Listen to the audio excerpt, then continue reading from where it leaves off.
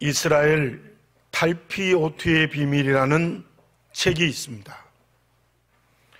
탈피오트의 뜻은 우리 성경에 나오는 견고한 성읍이라는 뜻입니다.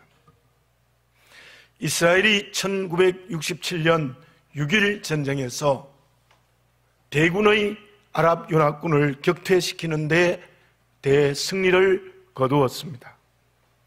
그 때문에 수많은 중동의 큰 나라에 둘러싸여 있는 조그마한 이스라엘의 위치를 굳게 했더랬습니다.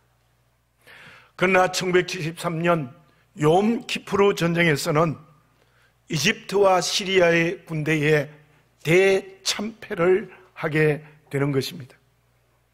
그때 나라를 지키기 위하여 히브리 대학의 두 교수를 통하여 만들어진 부대가 탈피오트라는 특공 부대입니다. 그들은 단순히 군사적 실력만 뛰어난 것이 아니라 지식을 공부하여서 세계의 엘리트 중에서도 엘리트들입니다. 그들의 슬로건은 두 가지입니다. 철저한 시온주의, 하나님은 이스라엘 백성들만 선택하셨다. 분명한 시온주의의 신앙을 가졌고, 또 하나는 나라를 위하여 자기의 모든 것은 버리고 자기의 모든 것을 국가에 바친다는 슬로건입니다. 그 탈피오트가 오늘의 이스라엘이 존재하는 이유이고, 이스라엘이 중동의 여러 나라에 둘러싸여 있지만 안전하게 서 있을 수 있는 이유라고 저자는 설명하고 있습니다. 본문의 말씀 7절 마지막에 보면 감사함을 넘치게 하라라는 말씀이 있습니다. 그 감사함을 넘치게 하라는 말씀의 의미가 무엇입니까?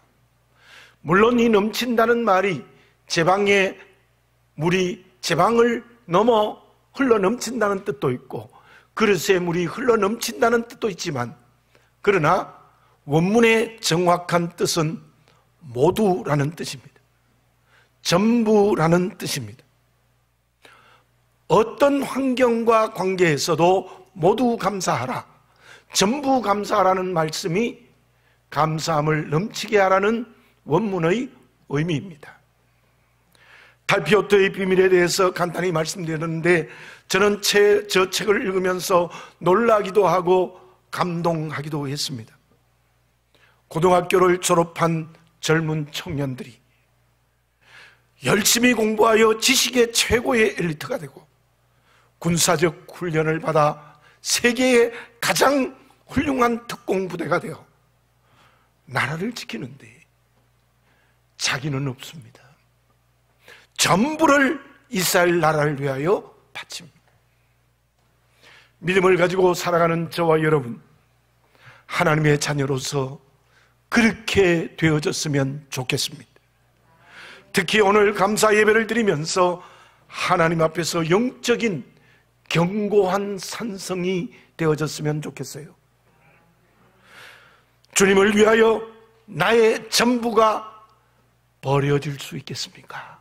반대로 내 전부가 주님께 드려질 수 있겠습니까?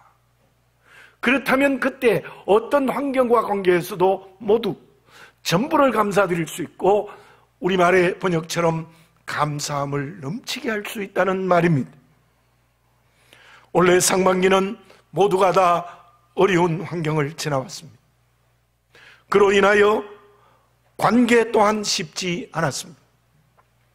그뿐 아니라 여러분들의 개인적인 문제, 직장과 사업, 자녀들 여러 관계에서 어려움이 있었을 것입니다. 그럼에도 불구하고 오늘 그 감사절 예배를 드리면서 모두 감사하셔야 됩니다. 넘치게 감사해야 합니다. 왜냐하면 저와 여러분들은 하나님을 아버지로 모시고 살아가고 있기 때문입니다. 이스라엘 백성들이 탈피오트가 고정된 잘못된 신앙이지만 우리만 하나님의 택한 백성이다. 여러분들, 저와 여러분들은 전능하신 하나님이 나의 아버지다. 전능하신 하나님이 나의 아버지다. 그 정체성이 변하지 않아야 되는 겁니다. 그렇다면 내 방법을 버릴 수 있습니다. 내 전부를 하나님께 드릴 수 있다는 말입니다. 아브라함이 외아들 이삭을 하나님께 드렸습니다. 자기의 전부였습니다.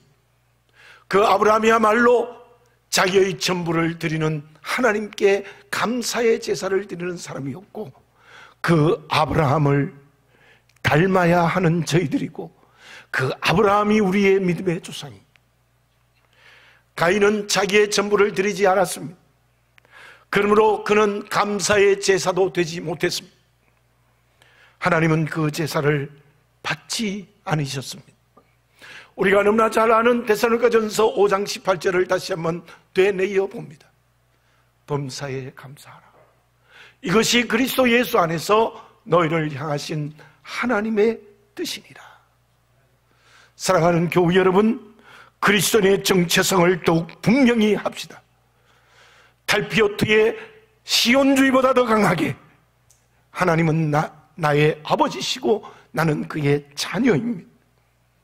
이 정체성이 희미해지고 이 정체성이 뚜렷하지 못하기 때문에 모두를 감사하지 못하는 거예요. 다시 한번 오늘 감사 예배를 드리면서 6개월에 지나온 모든 환경과 감가에 감사드리고, 남은 이 한 해의 하반기에도 감사로 내 인생의 길을 걸어가겠다는 분명한 선택의 결단이 오늘 우리에게 있어져야 될 줄로 믿습니다. 그러면 하나님께 모두 전부 넘치게 감사드려야 하는 이유가 무엇입니까? 유대의 랍비, 유대의 선생님, 율법을 가르치는 주시아가 이런 말을 했습니다. 도둑에게도 배울 것이 있다. 도둑은 밤새도록 일한다. 하룻밤에 못하면 다음날 밤에 다시 한다. 동료들과 의리로 함께한다. 적은 소득에 목숨을 건다. 시련과 위기를 이긴다. 최선을 다한다. 무슨 일을 하고 있는지 알고 일한다. 근데 중요한 마지막이 있습니다. 그 이유는 모든 일을 하늘에 맡기기 때문이다. 왜 유대랍비, 율법을 가르치는 선생이 이 도둑의 예를 들었겠습니까? 그 이유는 불의한 일을 하는 도둑도 자기의 일에 열심히 하는 이유를 하늘에 맡긴다는 거예요. 너희 이스라엘 백성들은 지금까지 대대로 주시는 하나님의 은혜를 망각하고 있다는 것을 이 유대 랍비 주시아는 말하고 있습니다. 도둑도 하늘에 맡기는데 너희들이 선택된 이스라엘인데 하늘에 맡기느냐는 질문을 이 이야기에서 하고 있습니다. 그러면서 유대 랍비 주시아는 이런 말을 덧붙입니다. 출애굽의 은혜, 가나안을 주신 은혜를 결코 잊지 말라는 말을 합니다. 본문 1절에서 7절에서 모두 감사드리고 그 감사함을 넘치게 하는 이유가 무엇입니까? 우리에게 예수 그리스도는 어떤 분이십니까? 주님의 십자가로 저와 여러분들이 죽음에서 생명의 길을 걸어가게 되어졌습니다. 사단의 노예에서 하나님의 자녀로 거듭났습니다. 이게 얼마나 놀라운 일입니까? 머리로 알아서 안 돼요. 우리의 전 인격으로 체험되어 있어야 돼요. 날마다 살아 있어야 돼요. 그런데 그 예수 그리스도를 어떻게 만나게 되어졌습니까? 단순한 나의 선택입니까? 이마에 땀을 흘렸기 때문입니까? 아닙니다. 2절을 봉독해 드립니다. 이는 그들로 마음의 위안을 받고 사랑 안에서 연합하여 확실한 이해의 모든 풍성함과 하나님의 비밀인 그리스도를 깨닫게 하려 함이니. 예수 그리스도는 하나님의 비밀입니다. 그 하나님의 계시, 하나님의 비밀을 우리에게 깨닫게 해주셨다는 거예요. 무슨 뜻입니까? 예수 그리스도는 우리에게 주시는 하나님의 절대적 은혜입니다. 하나님 아버지께서는 예수 그리스도를 우리 각자에게 공짜로 선물로 주시는 거예요. 왜 감사가 모든 환경과 관계에서 주어져야 합니까? 전부를 감사해야 되는 이유가 무엇입니까? 그것은 하나님의 외아들인 예수 그리스도를 우리에게 은혜로 주셨기 때문이에요. 그 말을 바꿔 설명드리면 하나님께서는 자기의 전부를 은혜로 우리에게 주셨어요. 믿으시기 바랍니다. 하나님의 은혜 전부를 우리에게 주셨다니까요. 그러므로 우리는 어떤 환경과 관계에서 전부 감사드려야 돼요. 코로나로 어렵다, 물질적으로 어렵다, 사람 때문에 힘들다, 이게 아닙니다. 상관없어요. 내게는 하나님의 비밀인 예수 그리스도가 살아계십니다. 하나님의 비밀인 예수 그리스도를 깨닫게 해주셨습니다. 예수님이 사마리아와 갈릴리 사이를 지나가시다가 10명의 나병 환자를 만납니다. 주님은 그들의 간구를 들으시고 나병을 치유해 주셨습니다. 그런데 9사람은 치유받고 말없이 그냥 돌아가 버렸습니다. 다만 한 사람이 주님 발 앞에 엎드립니다. 사마리아 사람이죠. 그것도 천한 사람. 누가복음 17장 16절입니다. 예수의 발 아래 엎드려 감사하니 그는 사마리아 사람이라. 저 감사하는 사마리아 사람에게 예수님은 어떤 응답을 하셨습니까? 누가복음 17장 17절과 19절입니다. 예수께서 대답하여 이르시되 10사람이 다 깨끗함을 받지 아니하였느냐? 그 9은 어디 있느냐? 그에게 이르시되 일어나가라, 내 믿음이 너를 구원하였느니라 하시더라. 9은 어디 있느냐? 그 당시 나병은 고칠 수 없는 병입니다. 하나님의 저주의 병입니다. 심판의 병입니다. 죄입니다. 성읍 안에서 살 수 없고 쫓겨나야 됩니다. 물론 전염이 있기 때문이죠. 그런데 9사람은 은혜로 고쳤지만 영적 병은 못 고쳤어요. 그냥 그래 죽었습니다. 그러나 사마리아 한 사람, 감사하는 자 한 사람은 내 믿음이 너를 구원하였느니라. 그 한 사람은 영적 병도 치유했어요. 다시 말씀드리면 9사람은 죽음의 길을 걸어갔고 감사하는 한 사람만이 영생의 길을 걸어갔습니다. 누가 진정 하나님의 은혜를 받은 사람입니까? 하나님의 비밀인 예수 그리스도가 내 마음에 은혜로 주어졌습니다.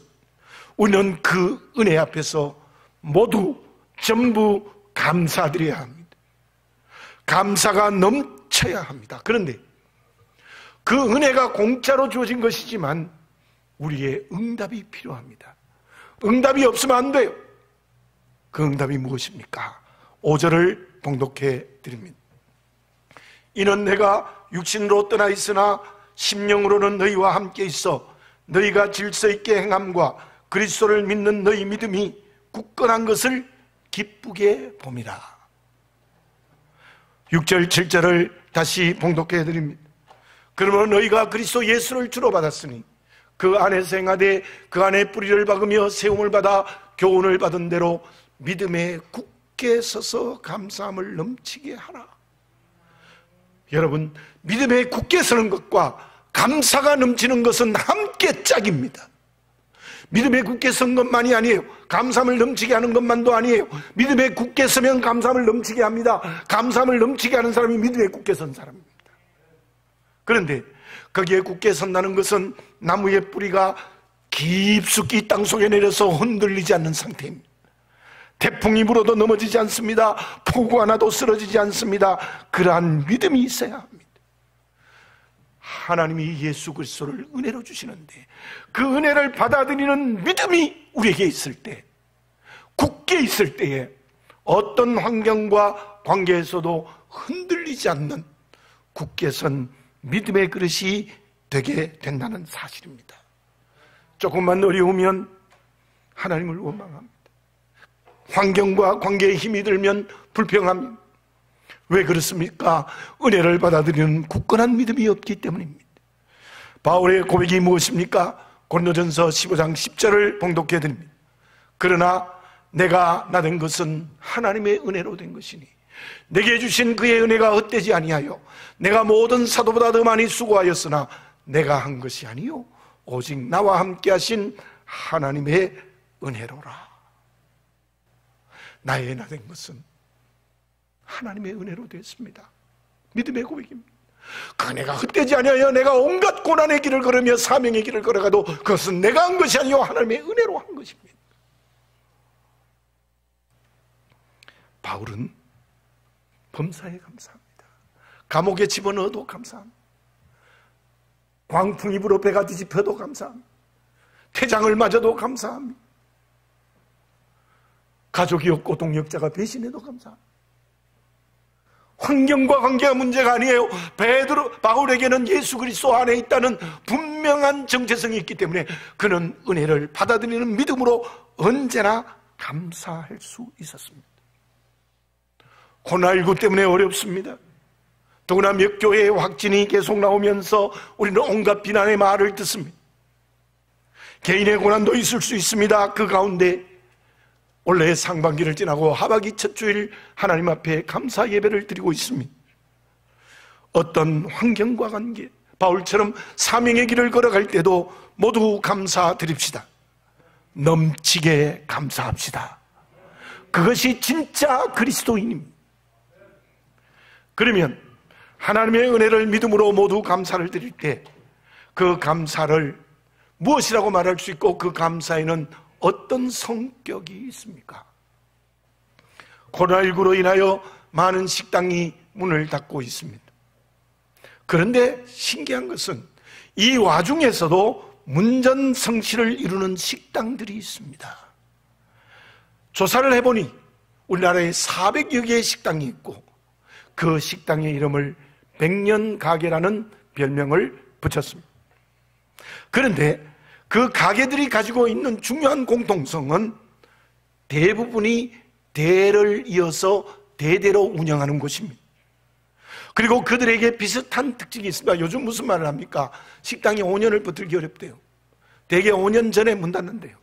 근데 이거는 대대로 가게를 운영하는 거예요. 그들의 특징은 먼저 끊임없이 공부하는 것입니다. 어떻게 하면 더 맛있고 건강에 좋으냐에 대해 연구한다는 것입니다. 또 하나는 선대에서 물려준 가게라는 자부심과 그 선대에게 감사의 마음을 가지고 식당을 운영한다는 것입니다. 우리가 잘 아는 바다 건너 일본에는 센페이 전병 과자를 만드는 곳이 5대를 이어서 지금도 운영하고 있고 메밀국수 지루소바는 120년을 넘겨 이어가는 식당이 있습니다. 저는 그거를 읽으면서 느낀 것이 있습니다. 선대에 감사하며 식당을 운영한다. 그 식당들의 음식 맛이 어떻습니까? 어떤 식당도 따라갈 수 없는 특별한 맛을 내는 능력이 있습니다. 그 능력은 감사의 열매입니다. 모두 그리고 넘치는 감사에 어떤 특별한 것이 있겠습니까? 주님이 나와 함께 하심의 은혜를 믿을 때 감사할 수 있다고 말씀드렸는데 또 그것이 감사의 이유였다면 그 감사에는 어떤 것이 있을까요? 예수님께서 보리떡 5개와 물고기 2마리로 5,000명을 먹이셨습니다. 예수님의 은혜였습니다. 그 은혜가 시작될 때 주님은 보리떡 5개와 물고기 2마리를 들고 어떻게 하셨습니까? 마태복음 14장 19절입니다. 무리를 명하여 잔디 위에 앉히시고 떡 5개와 물고기 2마리를 가지사 하늘을 우러러 축사하시고 떡을 떼어 제자들에게 주심에 제자들이 무리에게 주니 예수님께서는 그 떡 5개와 물고기 2마리를 들고 축사하셨다. 축복하시고 감사했다는 겁니다. 예수님께서는 하나님의 아들이심으로 저 떡 5개와 물고기 2마리를 들고 하나님께 감사의 기도를 먼저 드렸습니다. 바울과 실라가 태장을 맞고 지하 감옥에 갇혔을 때 무엇을 했습니까? 사도행전 16장 25절입니다. 한밤중에 바울과 실라가 기도하고 하나님을 찬송하며 죄수들이 듣더라. 어떤 기도입니까? 어떤 찬송입니까? 감사의 기도와 감사의 찬양입니다. 다니엘이 하나님께 기도드리는 것 때문에 사자굴에 들어가 죽게 되어졌습니다. 그때 무엇을 했습니까? 다니엘서 6장 10절입니다. 다니엘이 이 조서에 왕의 도장이 찍힌 것을 알고도 자기 집에 들어가서는 윗방에 올라가 예루살렘으로 향한 창문을 열고 전에 하던 대로 하루에 3번씩 무릎을 꿇고 기도하여 그의 하나님께 감사하였더라. 죽음이 바로 눈앞에 있는데 하나님께 감사하였더라. 그 모든 감사에 어떤 일이 일어났습니까? 5,000명을 배부리 먹는 하나님의 능력의 역사가 일어났습니다. 옥문이 열렸습니다. 그뿐이겠습니까? 빌립보 교회가 세워지는 능력의 역사가 일어났습니다. 사자 입을 봉하는 역사가 일어나 다니엘이 살고 원수들이 그 사자의 밥이 되는 하나님의 능력의 역사가 일어났습니다. 아버지 하나님 앞에 감사의 말을 하시기 바랍니다. 감사의 기도를 들으시기 바라겠습니다. 감사가 삶이 되시기를 바라겠습니다. 그 감사는 하나님의 전능의 역사를 일으키는 능력입니다. 왜 능력 못 받아요? 왜 능력의 역사가 일어나지 않습니까? 감사하지 않기 때문이에요. 감사의 말을 하고 감사가 인격이 되고 감사가 삶이 되면 하나님의 능력의 역사가 지금도 일어납니다. 보리떡 5개 물고기 5,000명을 먹인 역사가 일어납니다. 사자 입을 봉하는 역사가 일어납니다.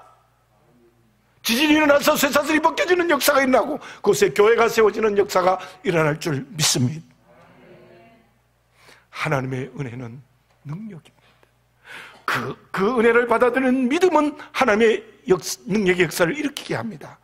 감사는 능력입니다. 그러나 하나님 앞에 불평의 말을 하고 있지 않습니까? 원망의 기도와 삶이 습관이 되지 않았습니까? 그곳에는 하나님의 능력의 역사가 일어나지 않습니다. 이스라엘 백성들이 원망하고 불평하다가 약속의 땅인 가나안 땅에 들어가지 못했습니다. 모두 광야에서 죽었습니다. 가룟 유다는 주님의 제자이면서 불평이 습관이 되어졌습니다. 심지어 예수님의 머리 위에 기름 붓는 것을 보고 그 돈 가지려고 불평의 불만을 쏟아낸 사람이 가룟 유다입니다. 그 결과가 주님을 팔고 스스로 목매어 죽는 비참한 결과가 주어졌습니다. 압살롬은 아버지 다윗을 불평했습니다. 결국 아버지를 배신하고 왕위를 찬탈했지만 실패했죠. 그 결과는 자랑이었던 머리카락이 나뭇가지에 걸려 비참한 죽음을 맞이하게 되는 것입니다. 하나님을 원망하고 사람에게 불평하는 사람은 능력을 체험할 수 없습니다. 하나님께 모두 감사합시다. 하나님께 전부 감사합시다. 하나님이 나에게 허락되는 모든 이웃에게 감사합시다.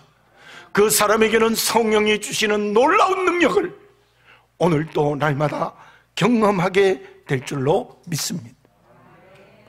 사랑하는 교우 여러분, 어려운 때를 지나고 있습니다. 세계적으로 이 코로나19가 온갖 일들을 지금 행하고 있습니다. 그러나 저는 믿습니다. 백신이 와야 해결된다. 치료제가 되어야 해야 된다. 맞습니다. 그러나 정말 우리가 하나님 앞에 제대로 서면 진정 모두 감사하고 전부 감사하고 그 은혜를 받아들이는 믿음으로 그 감사를 감당하고 그때 하나님은 이 코로나19를 지나가게 하시는 역사를 저는 확실히 이루어질 줄 믿습니다. 언제나 주시는 하나님의 은혜를 믿읍시다. 모두 감사합시다. 넘치게 감사합시다. 그때 지금도 하나님의 능력을 성령으로 경험하게 되는 역사를 분명히 체험하게 될 줄로 믿습니다. 그러면 모두 감사드리는 사람들에게 하나님은 무엇을 주십니까? 3절을 읽습니다. 그 안에는 지혜와 지식의 모든 보화가 감추어져 있느니라.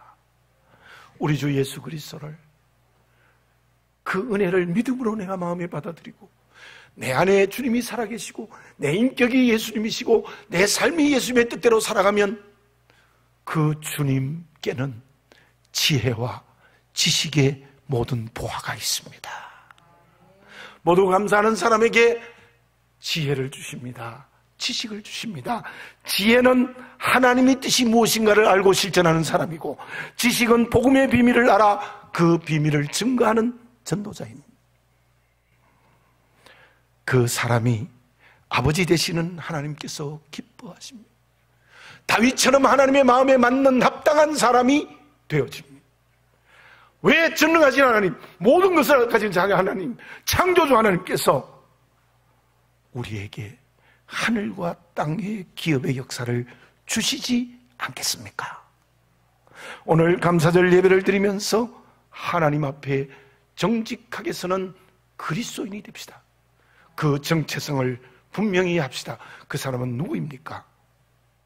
모두 감사드리고 있습니까? 감사를 넘치게 아버지 하나님께 드리고 있습니까? 기도드리겠습니다. 거룩하신 아버지 하나님, 그냥 두었으면 죄로 죽었는데 하나님의 절대적인 은혜인, 하나님의 전부인 예수 그리스도를 우리에게 은혜로 주셨습니다. 그 은혜를 받아들이는 굳게 선 믿음의 그릇이 되게 해 주시옵소서. 그리하여 모든 능력과 관계 전부 모두 감사를 넘치게 하게 하여 주시옵소서. 그때 하나님은 전능의 역사로 능력의 역사를 일으켜줄 줄 믿습니다. 5,000명이 먹고 남는 물질의 축복도 주실 것입니다. 사자비 불봉하는 승리의 기업을 주실 것입니다. 쇠사슬이 부서지고 모든 문제를 해결받는 능력의 역사가 일어날 줄 믿습니다. 그때 하나님께서는 우리에게 그리스도의 지혜와 지식의 보화를 기업으로 주실 줄 믿습니다. 아버지 하나님, 참으로 이 어려운 때에 오늘 감사 예배를 드리면서 모두 전부 하나님께 감사드리는 저희들이 되게 하여 주시옵소서. 하나님의 아들 우리 주 예수 그리스도의 이름으로 기도드립니다. 아멘.